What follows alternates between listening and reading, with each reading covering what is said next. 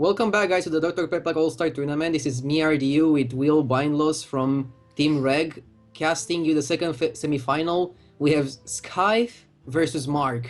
What do you think about this? Are they gonna match up with the other guys from the semi-final? With Ilias? I've never seen either of these players before, so I can only judge them by their names. I think Scythe, is it Skyythe? That's quite an interesting name. Like Skyythe, a Pokemon. So I'm a big fan. For that reason, I'm gonna support Skyythe in this series. So he sounds like a Pokemon I'm a fan of. How about you, Reddy? I like the name of Marc. It's easy. It's like as easy as RDU, I think. Straight to the point, yeah. Yeah, and the winner is gonna join Ilias in the grand final of the third Dr. Pepper qualifier. Let's see if they have the skills required to match Ilias. I think we are ready to go in the game quite soon, in like 1 minute. So, do you expect double Patron mirror match, or people trying to counter Patron? Like, at the start of the day, everybody was playing Patron, and then later on, everybody was trying to counter Patron. And then there was Ilias, which was playing something totally different, with his Paladin, and with his, what was his other deck? He also played Patron. Yeah, he also played Patron himself. Can you counter Patron? Is the question. Really?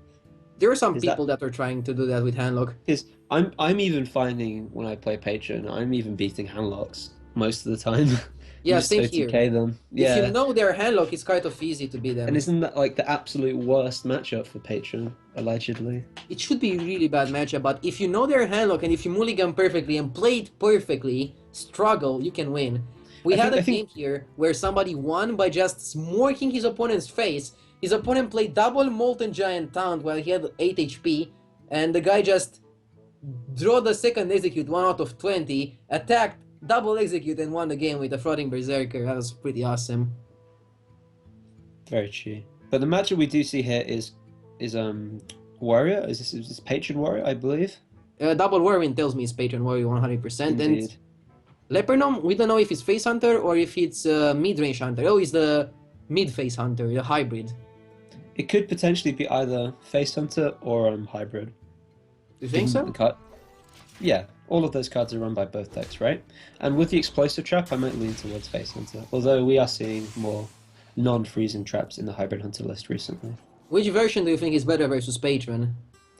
High Main is a fairly a key card to get versus Patron, since any Warrior deck is going to struggle with. What do you think of just playing Explosive sticky Trap? minions? Do you like playing Explosive Trap here into Animal Companion? I think that if you play that Explosive type of Hero Power and curve out with Companion, you can keep your coin for a possible high main top deck, and that would be like a really good line of play. I don't think you really need to coin the Animal Companion into his weapon. You want to make him use his weapon first. Now versus his BGH, you can consider using the Explosive Trap if you really want to. And seeing the Wolf Rider, we are still not sure if it's Face Hunter or Hybrid Hunter, since both decks run it. If we do see the Explosive here, that would be really a mark of the skill of the Patron Warrior player, whether he chooses to attack, because the correct player, I believe, would just be to not attack, because there's just you gain nothing from it. Well, you gain your opponent not getting 1 stack on the bow. That's a pretty good edge. But that's assuming they have the bow, and like when you see a trap played into your BGH, there's a real possibility that it's explosive, right? So why would you not give yourself the best chance and not attack face? He instantly attacks. He doesn't even consider the option. So he's probably predicted a freezing trap there, but it was kind of burnt by the explosive trap. I think it's a good play to attack. Like, I would consider it more, but I would attack because you don't want to give him stacks on the bow. Well, he doesn't have the bow. Because you're never going to give him stacks on the bow is the thing. Like, because in this matchup, you just wait. You just never proc their explosive trap. You wait until you draw Armor Smith, then gain 50 armor and win instantly. That's one of the ways, but I like the faster one. Fair enough. We still don't know if it's hybrid. Differing opinions, I suppose. Do you think it's hybrid or face? You mean hybrid, Reddy? Hybrid, sorry. Hybrid, okay. Again, it could be either one. The explosive trap makes me lean towards Face Hunter, but again, it's difficult to tell. Do you think we'll see an armor up prioritized here? No, you have to go for the card draw. He could have potentially gone for the Taskmaster and got the armor up in also. Yeah, I would have liked that play more than the Acolyte. The Acolyte gives you card draw. Because you're feeling vulnerable here, right? At 17 health with no armor smith, you want to gain armor every turn. It depends. If you have a big frauding opportunity, I think you go for the frauding. And now it will really depend on if he gets Huffer or not. But now you probably go Lepernom, 100 Creeper Hero Power so that you play on curve without any risk and you keep Huffer for later on. Because you're gonna get Huffer for sure. Are you silencing the acolyte though? Do you really care about your opponent drawing? I think you keep the silence. I think I would go silence Lepernom hero power. Wouldn't you keep the silence for something like an Armorsmith or Dread Corsair? Oh, that's potentially. I don't know. It's really hard. It's a tricky turn. I think I would silence it because this allows you to get the hero power in, and I think you lose this game if he has an armor smith. To be honest, the warrior has 5 cards in hand. Like it's so difficult. I mean, again, it depends what type of deck he's playing. So he's got more information about his draws than we do. So it's possible he can just make more informed decisions. Would you like to see Unstable Ghoul Kurota's Master Hero Power? Or even Inner Rage afterwards to not lose the Acolyte? I think you can probably be aggressive here because without an armor smith, you're going to need to win the game quite quickly. So yeah, I don't mind flooding the board here. And what is the aggressive line of play in your opinion? I would trade for the owl here. Okay, but you wouldn't crawl as master. What do you think of just Inner Raging your Nomish Inventor? Is that like way too somewhat weak to second explosive? Do you really play around the second explosive? Well, also Juggler Unleash. Oh no, but he can't Juggler Unleash. Never mind. So yeah, I suppose it's reasonable. Would be okay. What is he hoping for here with this Animal Companion? I would be considering just unleashing and running all 3 into the goal straight up. And then Hero Power so that you set up for another turn later on. Possibly Hero Power Queen Creeper. You definitely don't Kill Command that, right? Is Kill Command more useful than Unleash or not? I think I would tend to keep Kill Command because it's 5 damage. This seems a waste. The warrior's at 15. I feel like you need to be be efficient here. He wants to roll Huffer. I don't like this. It's a really greedy play. I don't like it either. It's just an inefficient use of resources because when you're in this position as Hunter versus Warrior, you've gathered that they don't have Armor Smith, right? So you're just looking to maximize your hand until they're dead, essentially, like maximize your DPS. When he does that, when he makes a play like that, sort of missing the hero power and wasting essentially 2 damage from the kill command, it doesn't really fit with that strategy in my eyes. So I don't know. And he drew the bow as well, so think how much pressure he would have had if he could have held on to that kill command. Let's see if the 2 damage mattered in the end. And it's actually 4 damage because you could unleash and then keep the kill command for 5. Indeed.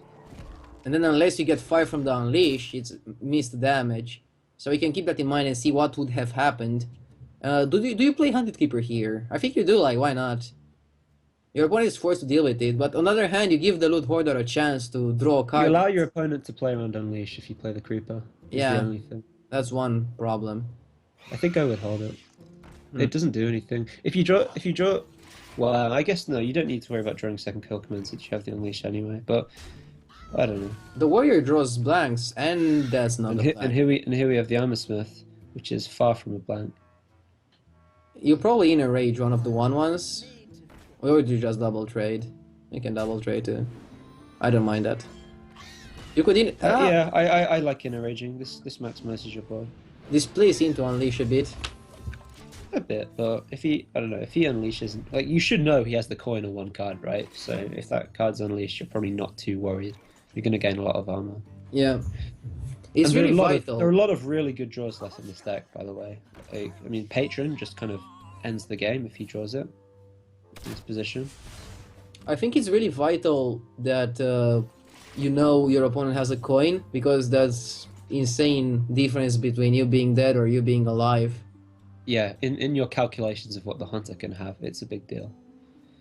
So we're going to see the trap. He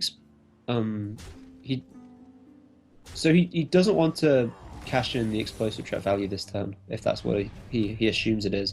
I suppose we'll see what trap this is in a moment. I would have played the Warzone Commander. Is it you spectating? No. Would it be possible to see what trap that is? Yeah. The production might tell us what trap that is. I think it's explosive, right? It should be explosive. You'd assume explosive, but it really could be either one. Because if it's freezing... Oh, it's explosive. It Okay. is explosive. Okay, so So... Let's make the calculations. Is there any way the hunter can win is with, he like... gonna battle rage before trading with the armor smith? Can he have some If really so, insane... I'd have to say that would be an... But I don't know. I suppose not, because he wants to keep his armor smith on board in the face of an explosive trap. So this decision is interesting. I suppose this is the right play. And then he's going to trade to the 2-1 subsequently. Probably play the frothing. I imagine he won't attack. Well, it depends. This is the point where you think about, can I set up a 2... Or is this just lethal? Maybe it probably is. a lot of damage. You like go for face and then whirlwind. So that's +4. He gets +3 from the explosive. 7, and then he gets +3 again from the whirlwind. 10. 3 from the axe. 13. It's not lethal. I don't think. You cannot inner rage. And he could have inner raged the armor smith. No, if he wanted couldn't. to. Oh, he could now. Yeah, he could have, but he can't inner rage his berserker now. He Yeah. can. Okay, that's interesting. I'm not sure I would have played it like this. I would have been more inclined. In fact, yeah, he should have just whirlwinded, right, and set up for the lethal potentially with Deathbite next turn, right? I don't know. I still think you have lethal, almost no matter what. Actually, That way, I don't know. I feel like I'd be more inclined to just hit face with a Deathbite and set up to OTK in the following turn. would you ever see the hunter winning from this spot with like quick shot into something else, or is that like? I mean, this is just lethal on board, right? If he doesn't kill it. No, he kills it for sure.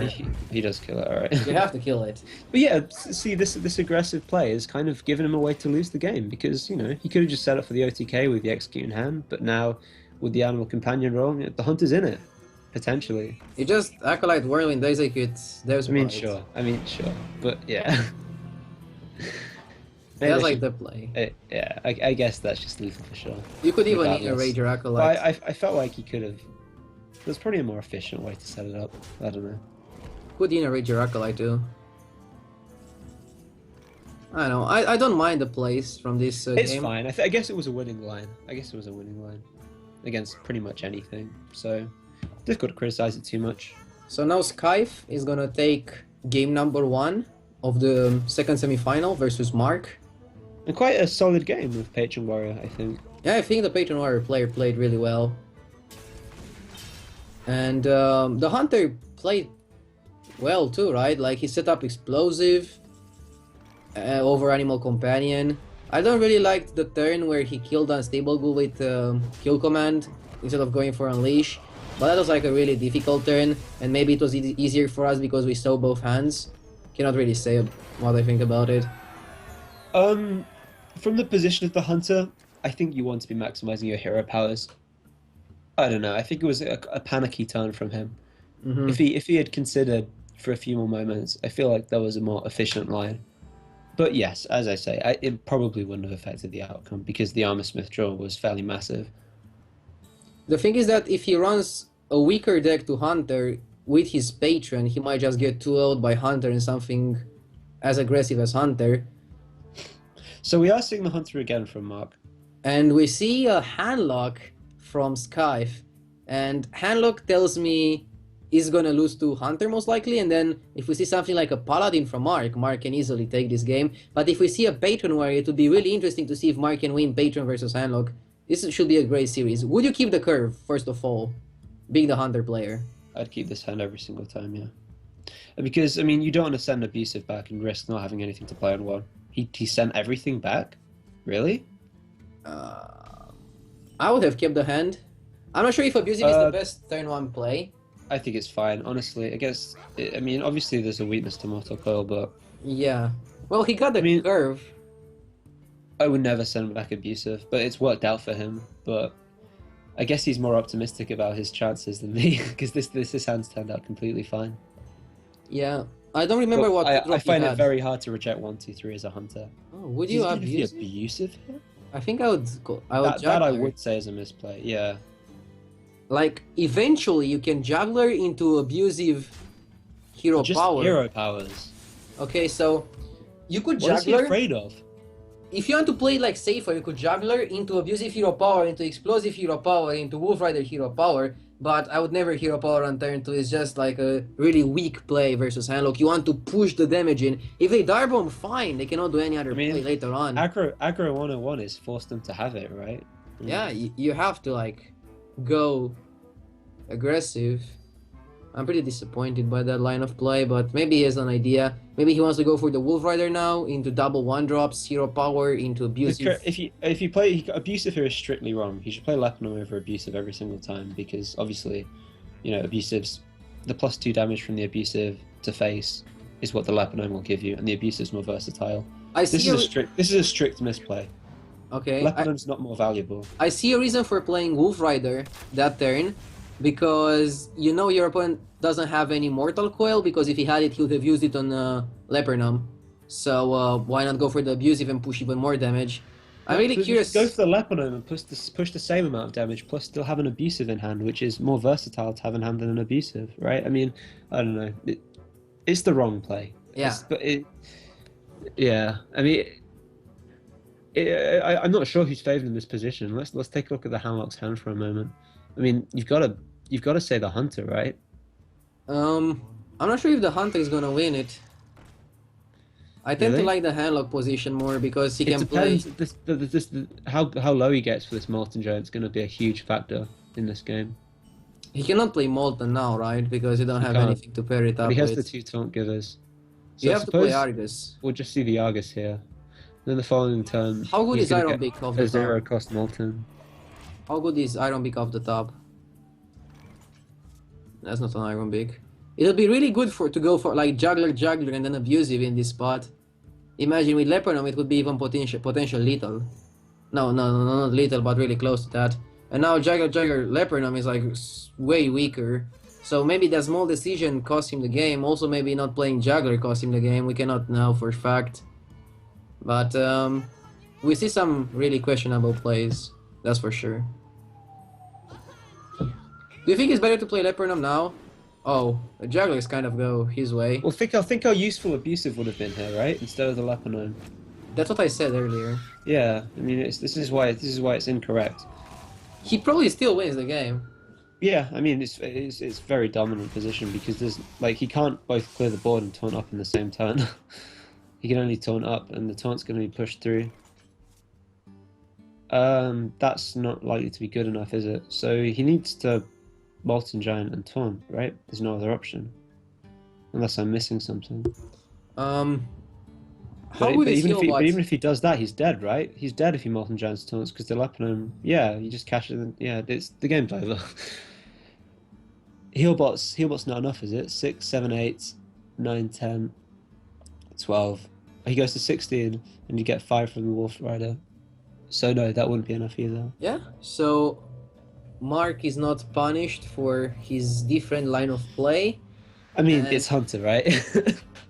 it's Aztecs go. Oh, never mind. He cannot play both. Why was he? I guess that was actually the correct play because he needed to find the second Molten, right? That was how he won the game. So he had to tap. Oh yeah, he wanted the second Molten. That was like his only But this is lethal on board. Is it? Yeah. Oh yeah. Yeah, it is. It is like lethal on board. Showing the Wolf Rider, I don't think it really matters because he's not gonna play this again. Cost Conquest. He's trying to find the lethal. Do you think he sees it? Yeah, of course. This series was like way superior to the other series, so I'm pretty sure we have like an exciting game 3. You didn't set the bar too high there, though. Yeah, I think we are going to have an exciting game 3. I'm really curious what Mark is going to have as another deck. I think that you have to have a good strategy going into this tournament. You know it's best of 3, you know you need 2 classes. What do you combine with Hunter and what do you target? If you target Handlock, I wouldn't mind seeing a Paladin with a Hunter, just going in and cashing the Handlock value, beating the Handlocks. Maybe a Druid. I would take Patron and Rogue every single time. You've got similar strong matchups. And like you tend to focus down one of their decks. If they take Druid or Aggro Paladin or some sort of mid-rangey Warlock deck or Malagos Lock, you can just 2v1 that deck very consistently with Patron and Rogue. He has. How about you? Mage.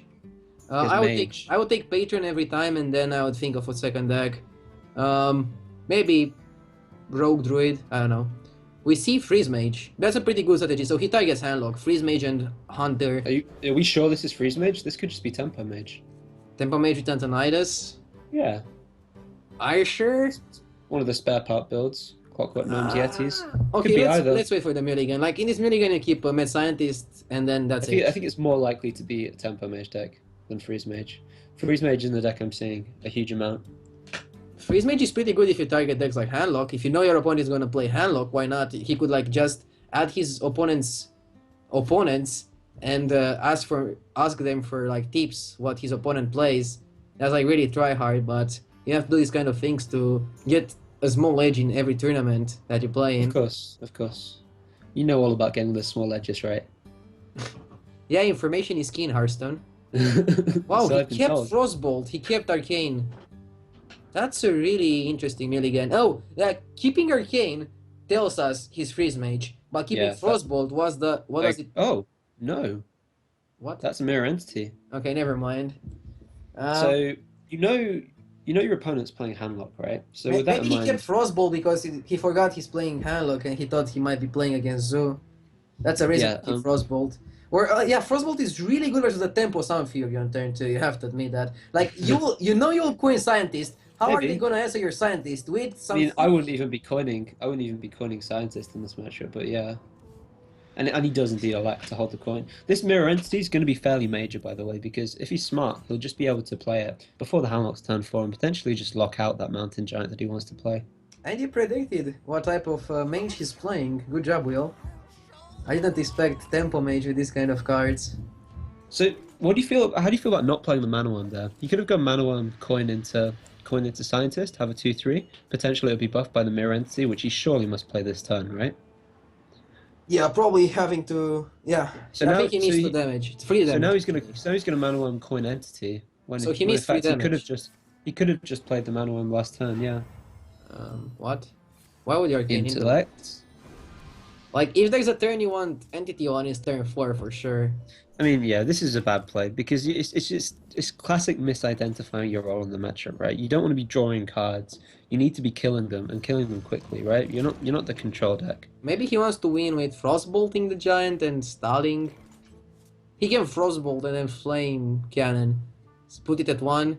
Nobody plays Farseer, just go for face. I think Jam. having an 8/8 on board is better, but I don't know, just a personal choice. Well, if you would have played Entity, his opponent probably would play Watcher to stop Sure, the but you would have been Entity. fine. You would have been fine with him missing his turn. He misses his turn, but he doesn't give you anything because Watcher is the most useless Suppose card. so. But I he don't might really not agree have with the He Fireball. might not have Watcher. Is the thing. I don't really Yeah, like using Fireball- Fireball. Fireball is like the most important card versus Handlock. You need that to burst them down. Looks like he is gonna go. Is Flame Cannon Frostbolt the play he's looking for? Unstable Portal, looking for that BGH. Close.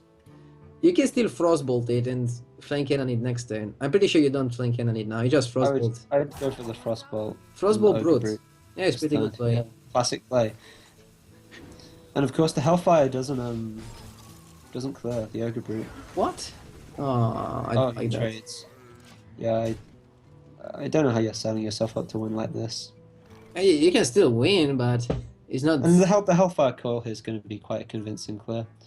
Yeah, but then you give your opponent a secret and he can develop the Hazard Drake on the empty board. That's pretty juicy, I would say. And you have to play Watcher next turn, Of so course, you have but this is the play, right? I mean, you have no other alternative. alternative. Your hand is really bad right now because of the double BGH. BGH is really useless in this matchup, right? The Think how, targets much, are... think how much pressure the mage could be applying right now. He doesn't just- really want to apply pressure. He's like really scared. I don't know why. People play too cautiously against Handlock. Just go for it. The longer you wait, the more likely they are to have Moltons. If they draw Moltons, you're not going to win anyway, so... I think It that's really the line of depends. logic. It depends on the matchup. Of course, it depends. It depends on what you're playing. But Like if you play Page and you don't just YOLO their face. yes. Well, you do, eventually, but you Well, tend to do 30 damage in one turn. me and Caldi casted the game earlier where the Patron player just killed the Handlock on turn 5, so I'm not sure what you have to say.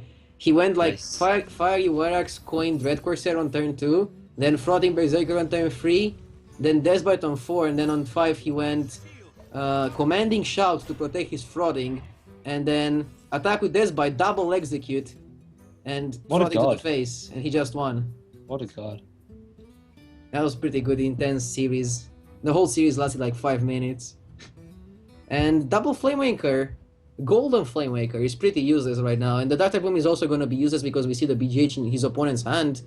I would tend just to yell favor. double Flamewaker, because most Handlocks are running double Hellfire at the moment, I believe, so you're not really too afraid of Shadow Flame.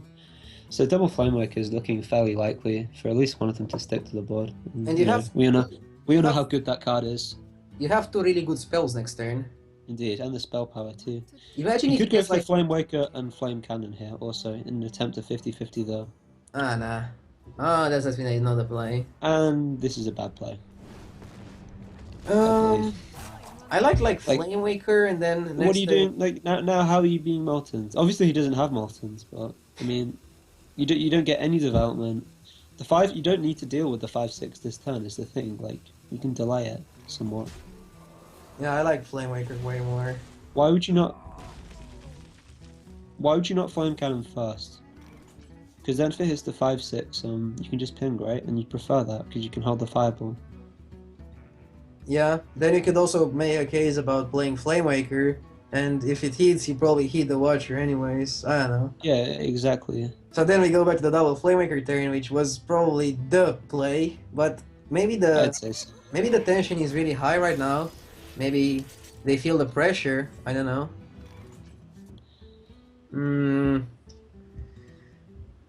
Flamewaker and Yeti, or just boom go face.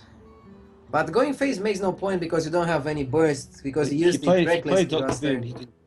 He played Dr. Boom, he can BGH twice. He can BGH your boom and then BGH his own boom. So there's a potential flashy 10. Nobody would actually do that. BM? You don't BM in this kind of situation where it's 1-1. So I don't really like fun. No risk, no fun, ready. Yeah, I'm not fun. I mean, Boom is crying out to be played here, right?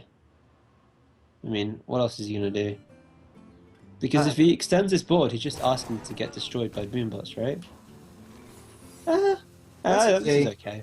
It's okay. It's not terrible. But again, going for face makes no sense.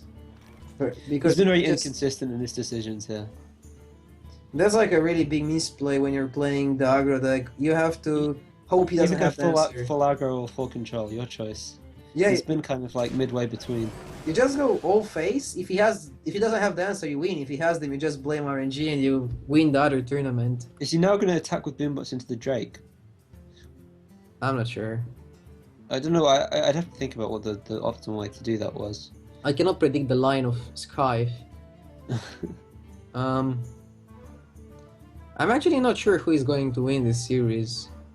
Even though the handlock player seems advantaged, he can still lose it if the mage draws like Antonidas, I don't know. Because Antonidas stealth. Sure. Yeah, he's got Antonidas Quakefield, that's always a comeback mechanism. I think if the handlock plays correctly, he should be favoured. What do you think of Boom? He can go like Boom and then the cloak.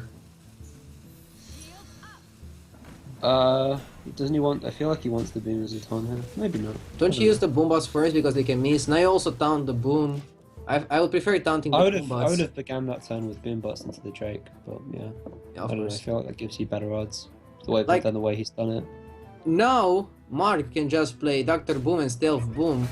It's not a bad play. Yeah, play on BGH. I'd do that.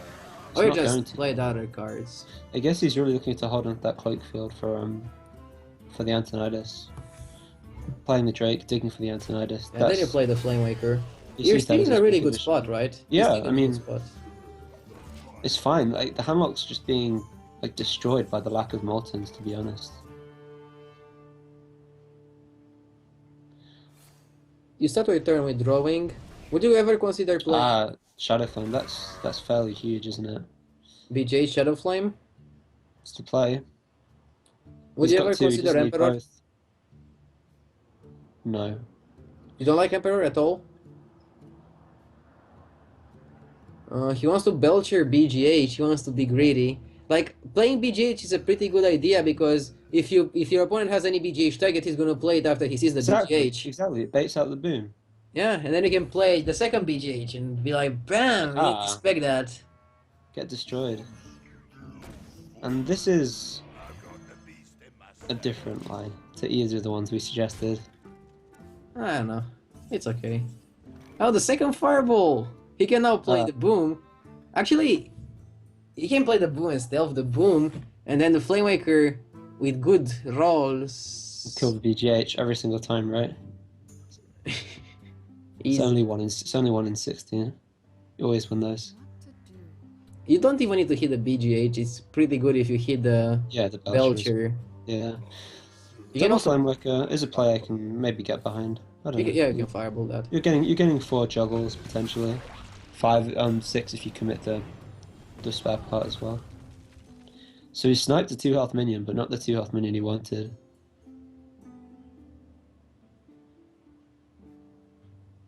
If he would have Sorcerer apprenticed, he would have still not enough mana to ping, so it doesn't matter. But he could play the Cloak Field for free. He can still do that and play it for free. I don't think you trade a BGH. I'm pretty sure you go for face. I do value your Flamewaker more than the Azure Drake. Maybe. Maybe. I don't know. I guess he feels like he wants to hold the board and protect his Flamewakers. Now I would just play But Emperor. Shadow Flame is just going to be a complete blowout, though, right? I think Whenever he chooses to play it, but like this is the thing. Like now he just played his BGH naked. He wants to hold the second BGH, so he can't Shadow Flame BGH anymore. So he's left with the opportunity. Maybe he just wants to Emperor and then hold Sylvanas Shadow Flame for a potential blowout. I think that's probably the line he's going to commit to now, right? Yeah, I like Sylvanas Shadow Flame, but what are you gonna steal? Like, everything in that mage deck should die to Shadow Flame anyways. He wants to protect the Emperor. Is there any way he can Sylvanas Shadow Flame and heal bot in the same turn? No, that wouldn't be enough. Even with one Emperor. So he needs like 2 Emperors? 2 Emperor turns, I mean? Yeah. But that's unlikely. Ooh. I think you go for the boom, you stealth the boom, and then you go... No, you go boom, you go Sorcerer's Apprentice, and then you stealth the boom, you go Frostbolt face, and you kill the Emperor with the 5 hits. I mean, this boom has just been begging to be stealthed for like 3 turns now. It's like, please, stealth me so he can't BGH me. But maybe he won't. Maybe he won't because he's seen a BGH. Now He does go for it though. But why then he Sorcerers? Does he really want to keep it for something else? Now, like, how good are these hits? Oh! Definitely go for this, right? Yeah. Um... He's gonna get 4 hits from this Frostbolt. Let's see the esports. Okay. That's pretty good turn, I would say. It's fairly insane. I would And say these double Flamewakers, they've just been harassing him all game, and he had that turn where he could have played BGH, Shadow Flame, cleared the board, but he didn't, and these Flamewakers have hit him for so much. Yeah, he was really greedy in that turn, and now he doesn't have an answer. He's gonna go Sylvanas Shadow Flame here, right, and then taunt up the boom, presumably. But like he's gonna have to hope he doesn't die. He probably dies. Like if the boom boss deals 6, he's dead because the hero power from the mage is gonna clear him up. So he probably doesn't die. He probably doesn't die. Like that would be 6 would be an above average roll from the boom boss. So he's gonna Sylvanas Shadow Flame, take the boom, taunt up the boom, then hope to Jiraxis next turn, right? Wait. So, do you steal the boom before the boom bots activate so the boom can tank for you? You can't, can you? I don't know. If that happens, like you just need to survive to play Jiraxis next turn. Yeah, there's one play. You Sylvanas Shadow Flame, taunt up the boom. Hope you don't die. Let's see if he sees it. He probably sees it, but he's considering other options. And There there's aren't no any other other options. options. Wait, what? Okay, this is what I would call the wrong play. Why did he... Oh, he wants to summon Fury to tank. it. Nah, I don't like this at all. Why? Because, I don't know. It's okay. You know that your opponent used both Frostbolts and both Fireballs. I like this because it guarantees you survive. Do you not like the taunt though? Because you're really likely to survive anyway. Is the thing. Like you can take that 75% chance of surviving. I'm not. I don't know. I'm not convinced because I feel like you really like having the 2/3 on board to trade as well. I don't know. But I know it wasn't complete without merit. I was wrong. It wasn't without merit. Like that was fine. Yeah, that was fine. And I really like this play.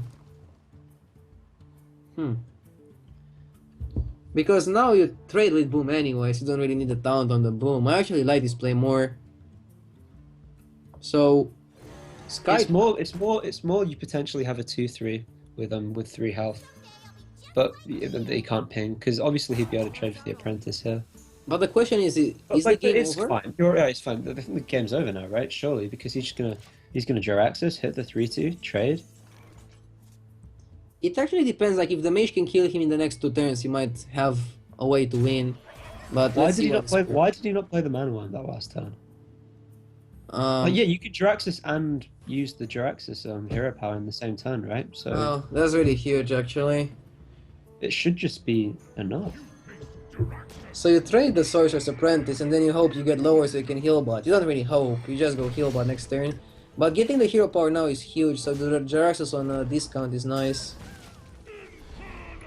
And I see the Handlock player really favored in this spot. Antonidas! But Antonidas! Wow. can you remove it? Oh, you can, but you can't remove it if he taunts the mana one. This game is so insane. Like, Antonidas was the only out, right? Wow, he doesn't have any answer. He can time rewind a heal bot potentially. It doesn't matter. But he he cannot go more can't than kill the 15. Antonidas. The mage won! There's no, No, he can way. survive the turn. How? Well, he can survive the turn by playing heal bot twice. Just goes heal bot, time rewinder, heal bot. You cannot go more than 15. Oh yeah, fuck yeah, it's like that. That's like, oh, so he's lost. That's it. That's game. Yeah. He needed another spare part. He needed like either the reverse one or the plus attack one. Swearing. Yeah, that's like. Yeah, that was the one out he could have hit as well. It's a really mistake.